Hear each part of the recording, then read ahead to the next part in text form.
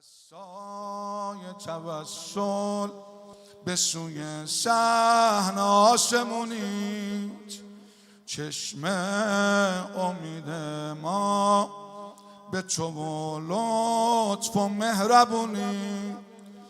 دست خالی نمیره از حرمت، هر که دل بسته به تو و کرمت. رأفت، رحمت، کرامت و اجابت میباره از غبار هر قدمت.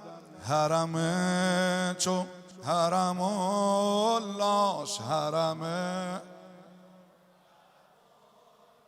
آشیون آل تاز.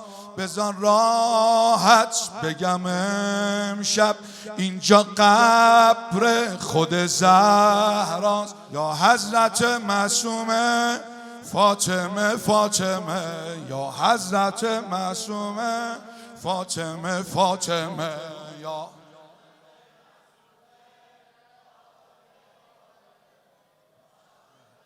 از سمت ذریعه شما وامیشه در بهشت.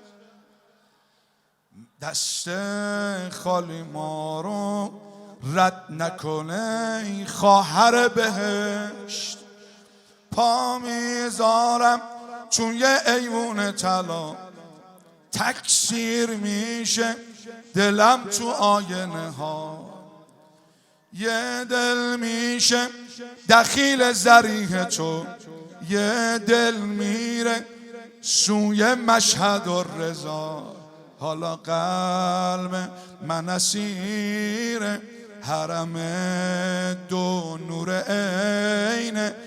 قم تا مشهد واسه قلبم مثل بین الحرمین، مثل بین یا حضرت معصومه فاطمه فاطمه، یا فاطمه فاطمه، یا از دست کریمت میخوام امشب توشه بگیرم. بگو از دست کریمت میخوام امشب اذن پر زدن تا ذریح شش گوشه بگیرم. اذن پر زدن تا یا حضرت معصومه فاطمه فاطمه، یا